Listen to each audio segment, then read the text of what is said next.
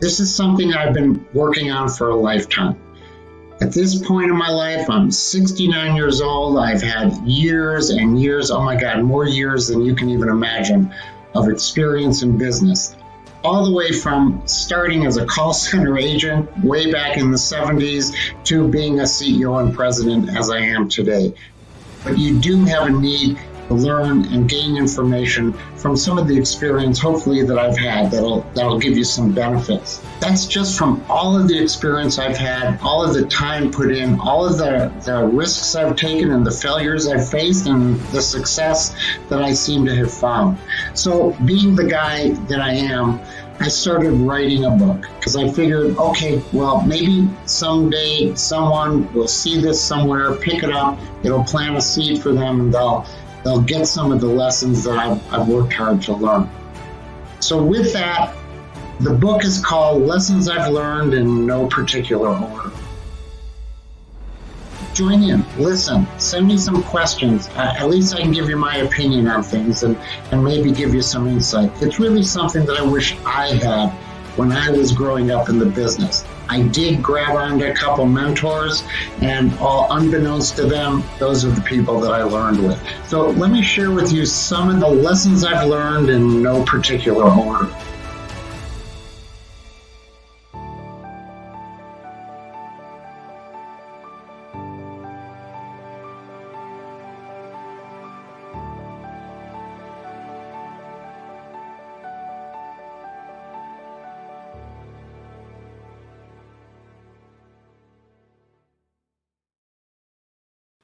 Hey everybody, it's Steve Biederman. Good morning. It's Friday the 13th. I think that means we're supposed to be a little scared, but actually I'm excited today. I get the opportunity to talk to you from my hotel room. As you can see, a really nice one. It looks like a cell, a prison. But I'm in Fort Lauderdale, Florida, doing some business, but also casual at the same time. And I didn't want to let the week out without having a chance to share some stuff with you. So listen, today we're talking about pace over perfection. But before I talk about that, let me go backwards a little bit and talk to you about lessons I've learned in no particular order. The in no particular order piece is probably the most important. We all learn lessons in our life, but do we learn those lessons in order, or do we just learn lessons as life goes on? And I think it's that. So as I began to work in business and build up what I learned, I never really stopped to say, what are the 3 things this week I've learned? What am I planning to learn next week? Instead, work happened, challenges happened, I faced different experiences, and through those experiences, there was a point in my own career where I began to look backwards and say, what do I know? And what do I believe in? And through those, I began to examine who am I? What is this cum effect of everything that has gone on in my life, especially in my career?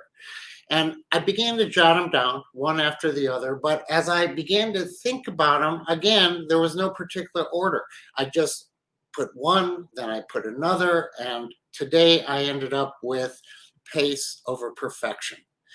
So let's talk about pace, and let's talk about why, to me, that's one of the most vital pieces of being a leader and a manager in a business.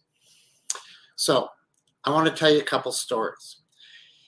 Years ago, I had decided to begin to buy companies. I felt that my business, which was a technology business servicing contact centers, was ready. We had a lot of sales coming in from direct sales, but we were really looking to kind of take control of our segment, and we began to examine the idea of buying businesses.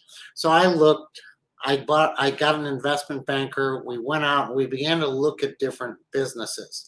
And these were long conversations, and it was tedious, and it really wasn't meeting what my internal clock said, because I went from January to September and I still hadn't really gotten deep into buying businesses. So one day my investment banker comes to me and he says, a competitor is getting ready to buy another business that was also a competitor. So it was a consolidation of that industry. And I said, gosh darn it, why didn't I find out about that first? So I was pretty disappointed. A couple weeks went by, and my investment banker called me back. And he said, that business has still not closed. And I said, okay, well, I don't know a lot about it, but what's the cost? And I asked a few pertinent questions. I knew a little bit about the business that was going to be acquired. And I said, hey, John, call them up, please, and tell them I would buy their business now, this week. I'll do it, in fact, without due diligence. And he said, you can't do that. I said, no, I can do that. Please give him a call. He said, I can't do that. I represent you. You can't just buy a business without due diligence. So I said, okay, John. So I called the company and I said, look, I know you're being acquired by another company. Have they met your goals? And they said to me, we've run into a few problems. I said, tell me, what are those problems? And they told me what they were. And as quick as I got off that call, or before I got off that call, I said, look, I will buy your business. I will increase your price. Tell me when you want to close, and I'll crunch time between now and then to, in fact, make sure that we are able to learn a bit about your business. So he said, really, you would do that? And I said, yeah. So hung up, I bought that business. The company that was intending to was pretty upset, but they had been taking a lot of time going through their planning, their thinking, their renegotiating, and I just walked in and I bought the business.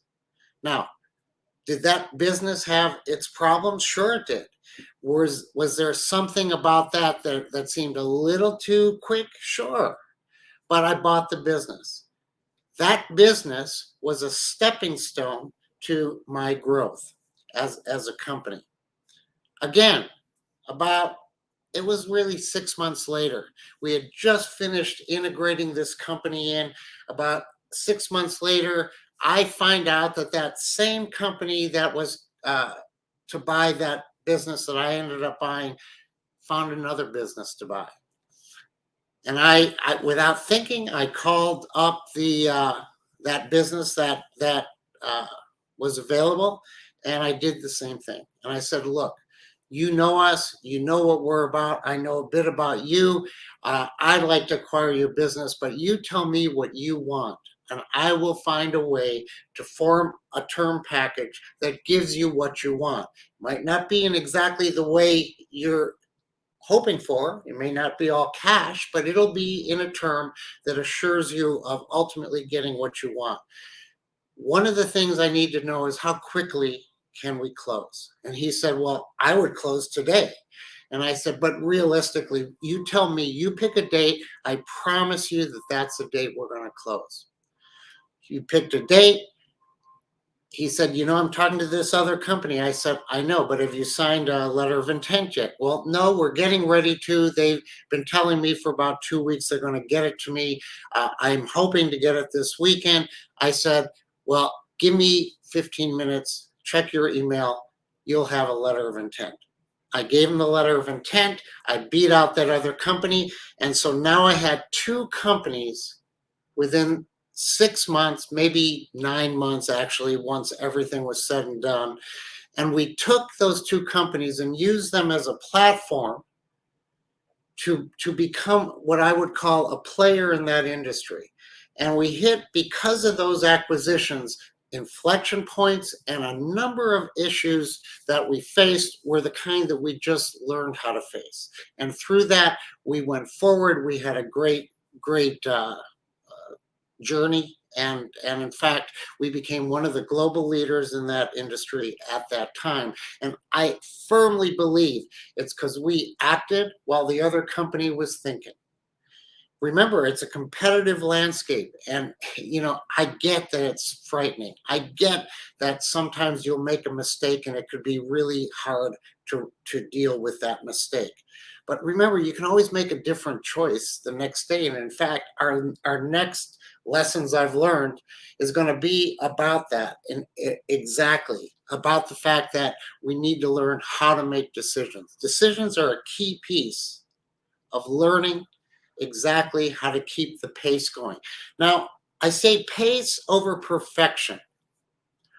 So let me give you an example of where I put perfection over pace, and let me give you a result of that.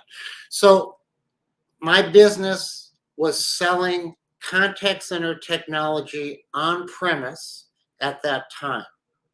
And we had thousands of customers. We were very active in what we were doing, and we were really doing well. My team came to me and said they would like to begin to host the product, meaning it's not on premise anymore, it's in the cloud, as we all are today. But at that time it was a new concept. So I was a little scared of it. And here's why. We were earning on the average, our average sale was about $112,000. We were getting all of that cash at the point that we completed the implementation. We also had 20% of that purchase price for continuing revenue in terms of support. So we were doing very well. I didn't want to upset the apple cart. So I was scared of hosted. Well, my fear was about being scared that I was going to disrupt what I already had going. All right, and that's a valid fear, but I forced my team to prove to me that they could implement a hosted business in a great way that met all the goals of meeting promises and being capable and being determined to do the best for our clients. Well, there was a team, they put things together. The company, the employees were very excited. They had an initiative that they had invented that they wanted to implement. Well, they kept coming back to me, showing me that they were ready. I continued and I continued to put them off. And I put them off not because their planning wasn't legitimate. The honest to God truth was I put them off because I was scared about what that might do to my core business. I knew I couldn't go to them and say, how is that going to damage my core business? I didn't want that negative thinking. And I knew that it was something we should do, but I continued to put it off. Well, get this, I put it off for over a year. This team continued to learn about the business, to perfect everything that they were thinking and doing. And eventually I had no way to say anything but yes. So finally, after a year, I said, all right, let's implement it. I'm still scared. We're going to implement it. But the one thing I knew for sure is they had figured it out. Hosted was going to be a perfect implementation. It was going to be a perfect symbiotic relationship with the client's need and experience. So we start to implement. One deal after the other deal began to fail. Not fail where they threw the system out, but fail to where there were problems that hadn't been anticipated, or problems even when they were anticipated had not been thought through. And so it's funny, that business that we had prepared for a year still had problems. There was no perfection. The problems that faced were similar to the problems almost every project faces, which is living in the real world is different than planning for that real world. So inevitably, that business, by the way, did take off. It did really well. It didn't undermine my other business. And we ended up, being very effective in what we were doing. So I didn't lose anything that I could validate from putting it off a year in terms of the fact that maybe I could have been more successful. Maybe I could have made more sales.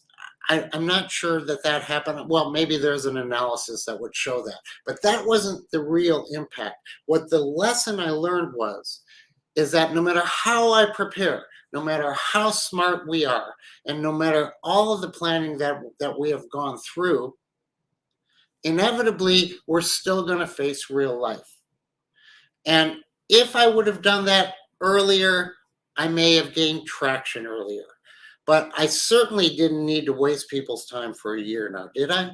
Because I don't think I did. And here's the other impact of it. That year, I had a fairly demoralized team of staff who was working on this, feeling that no matter what they did, I wasn't going to trust them. I wasn't going to give them the latitude to go forward and do something because they believed in it. And fortunately, when we got to do the business, they were so scared to make a mistake that unfortunately that became an issue in itself. And they were scared to make a mistake because I had put so much pressure on them to be perfect.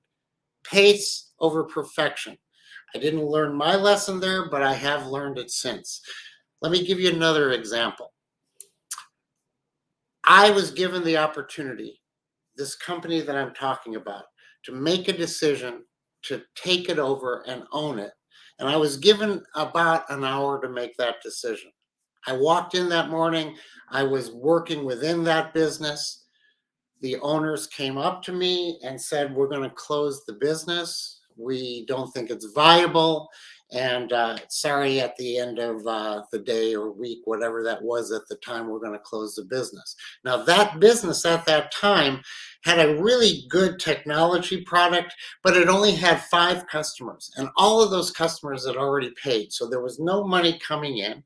The business actually had $1.2 million of debt, and I didn't have any money. In fact, I hardly had a relationship with the single developer that had developed the product. But I had been a part of those 5 sales to those 5 customers, and those 5 customers meant a heck of a lot to me. And I knew darn well that as a mission critical product that we had sold into their contact center, that if we left, if we closed, if we failed them, we could kill their business because they were fully attached and centered on our product. And I just couldn't do it. I didn't know how to run a business at that time. I didn't really want to be a CEO at that time. I didn't have money, and I didn't want to go home and tell my family I was going to make a decision like this. So in frankly, in every way, it didn't make any sense to take on that business, except for one thing. My integrity didn't let me abandon those customers. So I talked to the developer and I said, hey Nick, what are we going to do here? They're going to close this business, and what should we do? How do we care for these customers? And we didn't really know. We had some ideas, but we weren't sure what to do. And so I got about an hour into it. The owners came up to me and said, "So what are you doing? Are you going to leave with us?" And I said, "No, I can't leave." They said, "Well, if you're going to stay, we're going to give you all the debt. We'll sign it over to you, but we want no pain and no misery if we walk out. It's all yours." So Nick and I, what did we do? We said, "Okay, we'll do it. We'll take it." An hour. It took 1 hour. Pace over perfection. That business inevitably became one of the global leaders in its industry. And it didn't do it because we were the smartest, but it did do it because we learned about getting things done and moving, moving, and moving. There's another thing I want to talk about when it comes to this. Oftentimes, when you're selling a complex product, like the one that we have and many of you may have, you're selling that product and it's a long sales cycle. It can go months. It can go in fact into years sometimes. There's lots of details and lots of benchmarks that you're facing along the way. So what does pace versus perfection have to do with that? So assuming that you have a deal and it takes a year to get done, you're going to have a number of touch points with that potential customer. And those touch points are everyone critical, because every single touch point is an opportunity to show how interested you are, how capable you are, show your integrity, show your value system, and it's also potentially going to show the opposite of that. So, also, one thing to remember is during that year, you're competing with many, many other companies. Remember, in the industry that I'm in, we have about 200 companies that have similar products. So, how does a company stand out? Pace over perfection is one way. So, here's what happens in my world. I talk to a customer today. We have a conversation, and that conversation can be about something detailed or it can be fairly superficial, and it really doesn't matter. But I've had a touch point with that client today. It's 4 o'clock in the afternoon. I really want to be home by 6. Okay. I have other things to do. I just hung up the call. What's my plan now with that customer before I leave? Here's my plan. My plan is 100% of the time. I summarize that communication. I add value to that communication. I set an action item for the next thing, meaning that I'm the driver of pace within that sale. And I make sure of this, that I get home at 6, but then before I go to bed that night, while that customer is also resting, I forward to them all of the information I had just put together with the future action and the summary. And I make darn sure of this, that the first thing in the morning when they come to work, they can always count on having received that summary and that future action from me. It's my opportunity to show them I'm on time all the time. And I am what I say I am, which is somebody interested in them. And I do that over and over and over. Now, I could take an extra day, I could take an extra few days or a week to put a summary together that is completely and fully comprehensive and details absolutely everything that we have talked about and we have done. But that's not what I need. What I need is to show the customer in a moving, pace-driven way that there's value in a relationship with me, and that value is underlined by being timely. And you can always depend on me when you wake up in the morning. Pace over perfection. So listen, oftentimes oftentimes in a business we have a heck of a hard time making decisions because there's lots of variables. So is there ever a perfect decision? No, come on. I don't really think there's ever a perfect decision.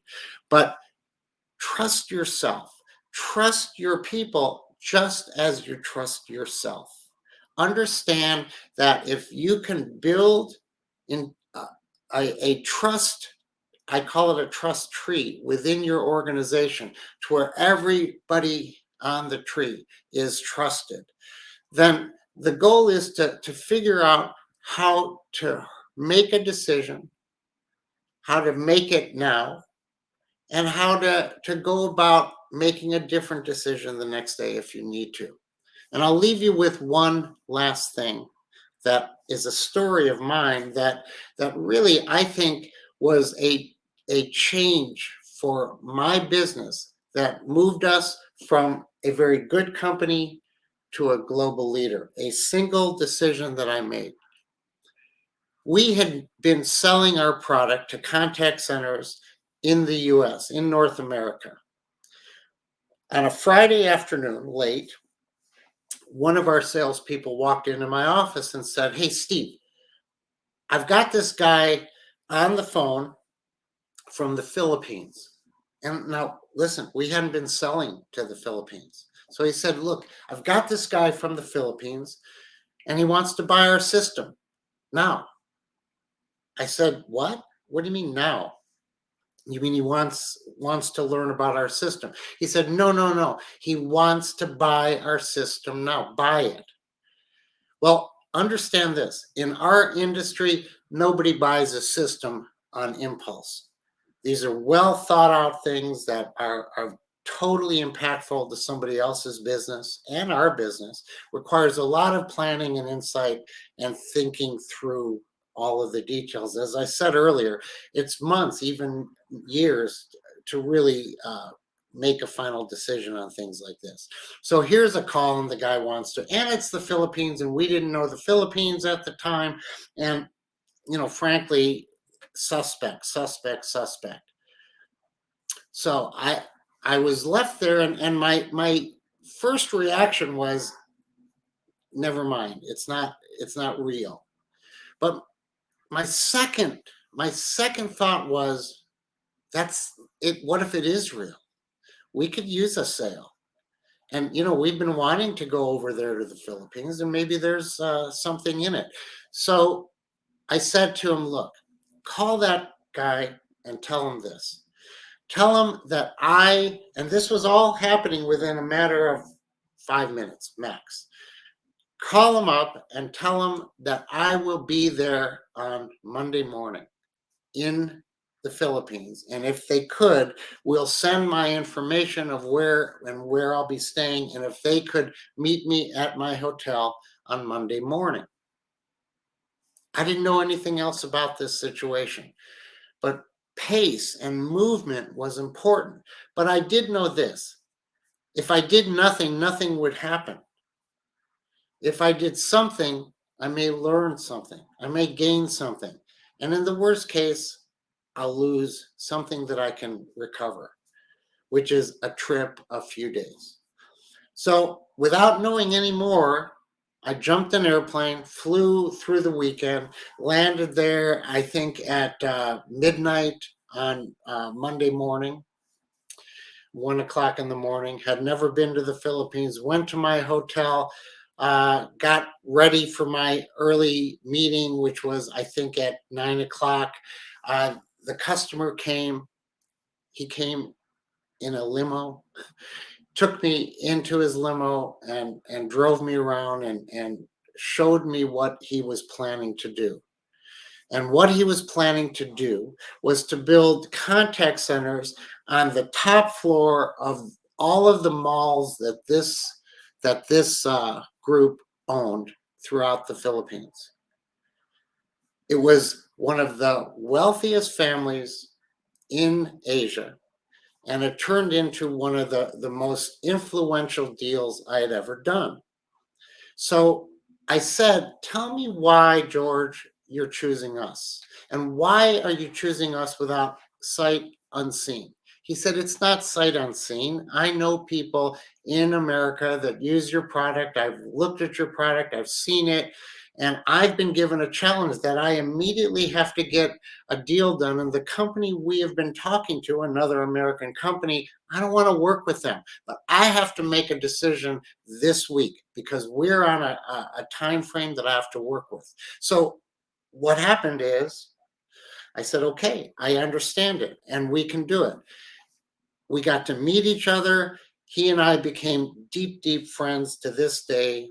We've stayed in each other's homes. We've enjoyed a long relationship. And that led to us at one time being the predominant company selling contact center systems in that part of the world at that time.